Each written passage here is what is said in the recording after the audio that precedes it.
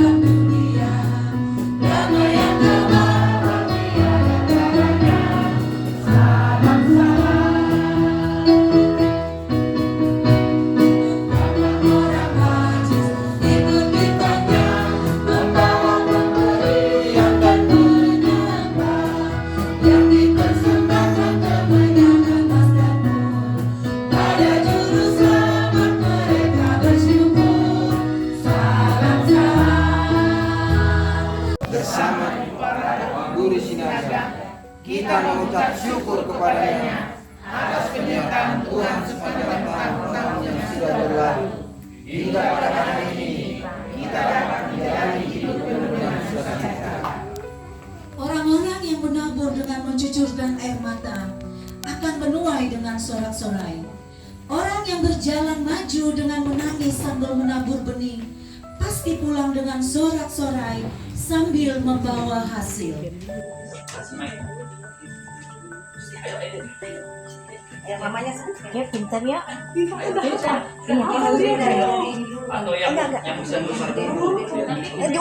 Urut. Enggak urut. Udah mamanya aja nggak apa-apa. Nah, mama nggak apa-apa. Kejadian 1 ayat 1 sampai 2. Pada mulanya ciptakan berbentuk dan kosong gelap gulita menutupi samudra raya, dan roh Allah melayang-layang di atas permukaan air. Oh, di samping.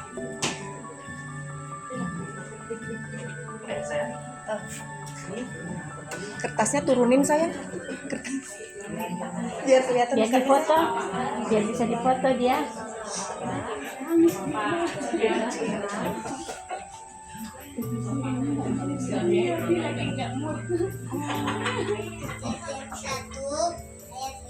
sampai 6. Dan alam menakui terang itu bagus. Jadilah petang, jadilah pagi, itulah hari pertama. Berfirmanlah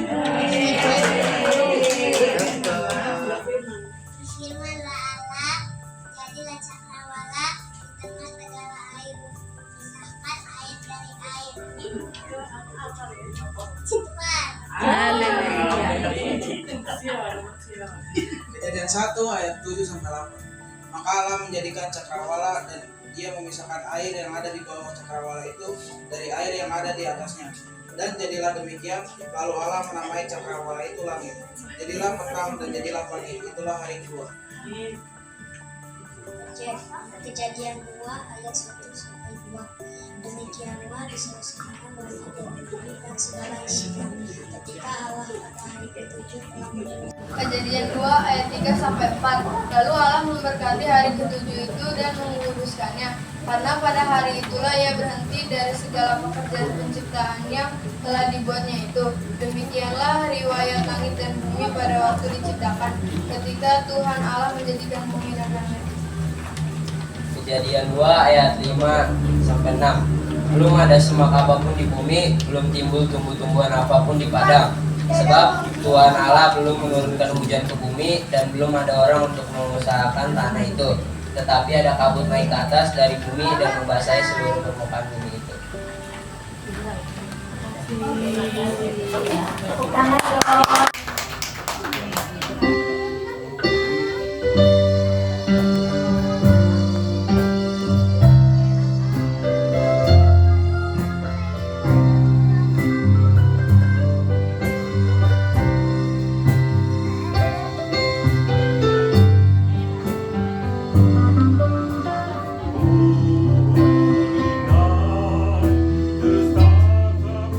Beside me.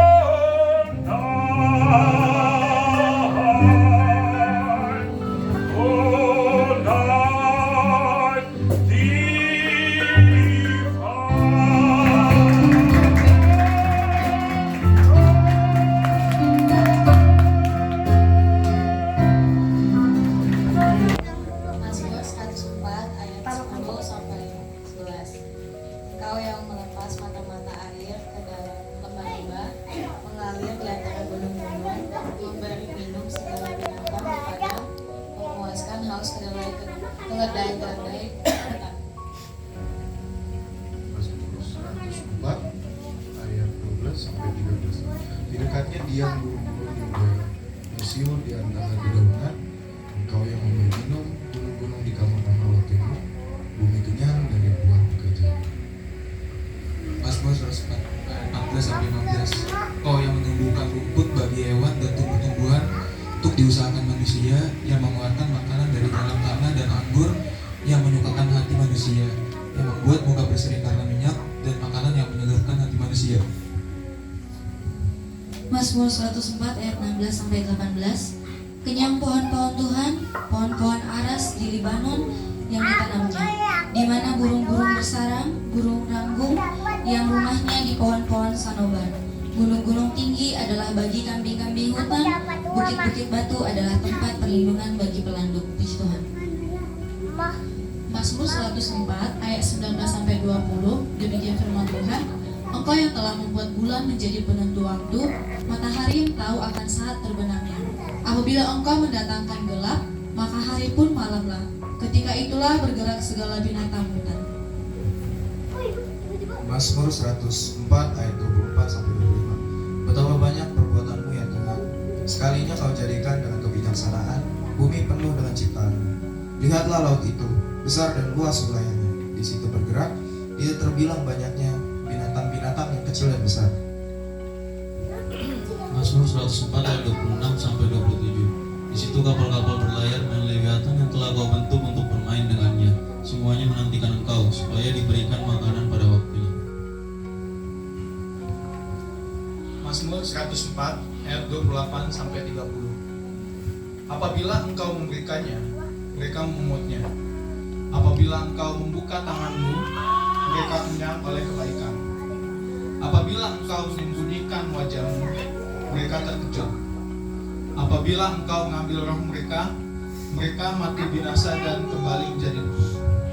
Apabila engkau mengirim rohmu, mereka tercipta dan engkau baru muka bumi. Kita bernyanyi dengan penuh semangat ya.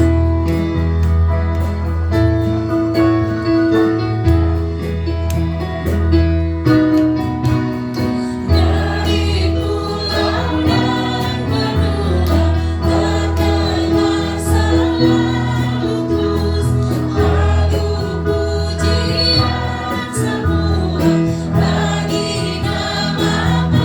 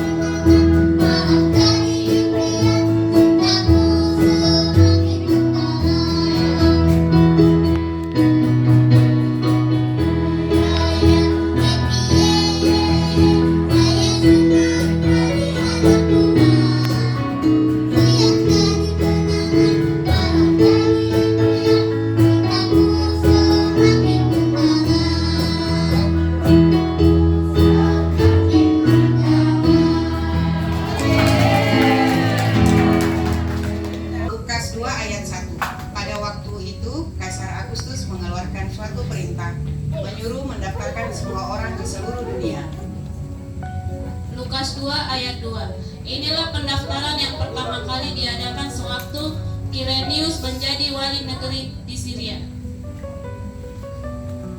Lukas 2 ayat 3. Maka pergilah semua orang mendaftarkan diri masing-masing di kotanya sendiri.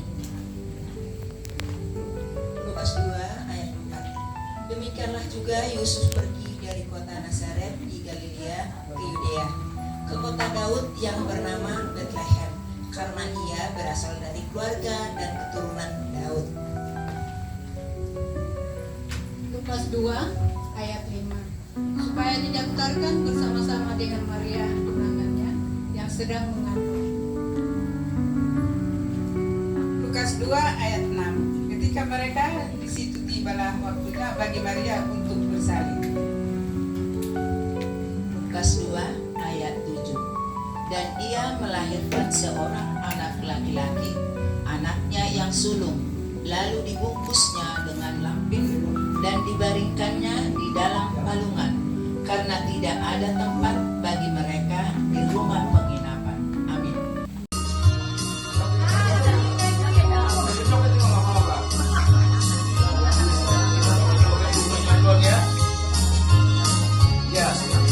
Sambutlah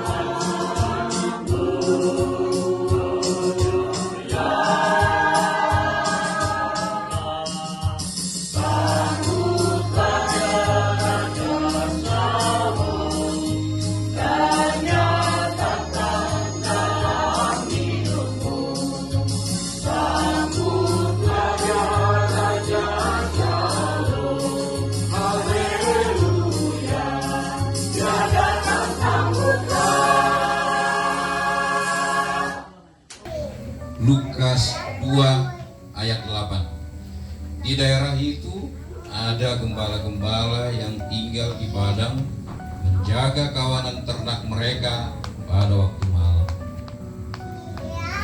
Lukas 2 ayat 9. Tiba-tiba berdirilah seorang malaikat Tuhan di dekat mereka. Dan kemudian Tuhan bersinar meliputi mereka dan mereka sangat ketakutan. Lukas 2 ayat 10. Lalu kata malaikat itu kepada mereka, jangan takut, sebab sesungguhnya aku memberikan kepadamu kesukaan besar untuk seluruh bangsa. Lukas 2 ayat 11. Hari ini telah lahir bagimu juru selamat, yaitu Kristus Tuhan di kota Daud. Lukas 2 ayat 12. Dan inilah tandanya bagimu, kamu akan menjumpai seorang bayi dibungkus dan dengan lampin dan terbaring di dalam palungan. Lukas 2 ayat 13. Dan tiba-tiba tampaklah bersama-sama dengan malaikat itu sejumlah besar bala tentara surga yang memuji Allah. Katanya, Lukas pasal 2 ayat yang ke-14. Kemuliaan bagi Allah di tempat yang maha tinggi dan damai sejahtera di bumi dan di antara manusia yang berkenan kepadanya.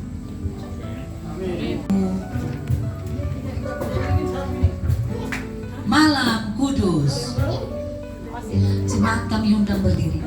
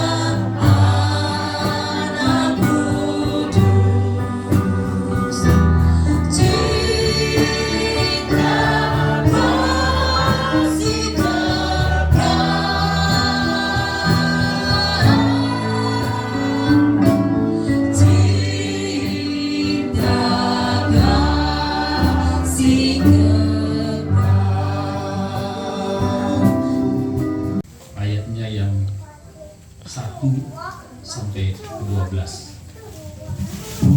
Orang Majus, siapa orang Majus? Jadi setelah saya waktu mempersiapkan khotbah ini saya belajar gitu ya tentang orang Majus. Rupanya orang Majus itu saudaraku itu sudah ada di berabad-abad tahun lalu sebelum Tuhan Yesus lahir. Itu di zaman Daniel. Ingat kan ya? tentang Daniel. Nah, jadi waktu Yerusalem dikalahkan, Tuhan menggerakkan seorang raja namanya Nebukadnezar gitu ya, menguasai Yerusalem, kerajaannya kerajaan Babilonia. Drill mereka dengan pengertian bahwa tidak ada Tuhan selain Tuhan yang mereka sembah, Tuhan Israel. Gitu ya. Jadi didil jadi dengan pengertian ini. Nah, makanya waktu satu malam terjadi setelah perjanjian baru ini, ada bintang bersinar satu malam gitu ya. Wah, ini luar biasa. Jadi sewaktu pemimpin dalam pimpinan si Daniel ini, orang Majus itu jadi terbagi 3 kelompok. 3 kelompok yang adalah terdiri dari para sarjana yang mencari kebenaran melalui tulisan-tulisan kuno, termasuk juga belajar dari para nabi Tuhannya Abraham, Ishak, dan Yakub. Bintang itu tidak selalu ada. Yang pertama, di siang hari pasti enggak, ya kan? Tapi ternyata bukan hanya di siang hari. Dari bacaan kita ini, bintang itu hilang. Dan inilah orang Majus yang sudah dilatih, ya, dengan kepercayaannya yang teguh. Mereka tetap berkomitmen. Sekali mereka tafsirkan itu bahwa itu adalah raja yang lahir, yang lahir di dunia ini, mereka harus mendapatkannya.